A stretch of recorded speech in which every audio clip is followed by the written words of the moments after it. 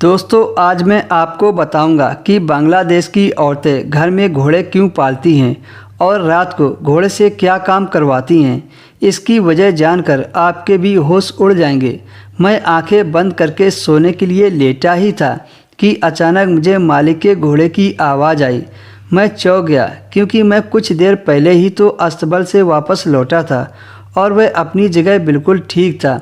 फिर मैं उसे देखने के लिए गया कि कहीं उसे कोई तकलीफ़ तो नहीं है।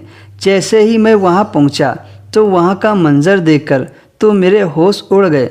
मैंने देखा कि अस्तबल में नई मालकिन घोड़े के पास खड़ी थी और वह घोड़े की कमर पर हाथ फेरते हुए उसे खामोश कराने की कोशिश कर रही थी। लेकिन मैं समझ नहीं पा रहा था कि वह इस वक्त यहाँ क्यों है। फिर जब घोड़ा खामोश हुआ तो मालकिन ने उसकी जुबान अपने पेट पर लगवाई और पेट चटवाने के बाद उसके पेट पर हाथ फेरते हुए उसकी टांगों के बीच बैठ गई। मालकिन की इस हरकत ने मेरे होश उड़ा दिए और मैं वहीं से वापस पलट आया। मैं सोच भी नहीं सकता था कि मेरी नई मालकिन ऐसी हरकत भी कर सकती हैं। मुझे नींद नहीं आ रही थी कि वह ऐसी हरकत क्यों कर रही थी। जितना कुछ मेरी समझ में आया था वह मेरी बर्दाश्त से बाहर था। क्या मेरी मालकिन आधी रात को घोड़े के साथ? यह सब सोचते सोचते मुझे नींद आ गई थी। उसके बाद जब मेरी आँख खुली तो मैं जल्दी से तैयार होकर किचन में गया तो मेरी मालकिन नाश्ते की टेबल पर बैठी थी, मेरा इंतज़ार कर रही थी और मेरी जान निकल गई थी क्योंकि नाश्ता बनाने की जिम्मेदारी तो मेरी थी।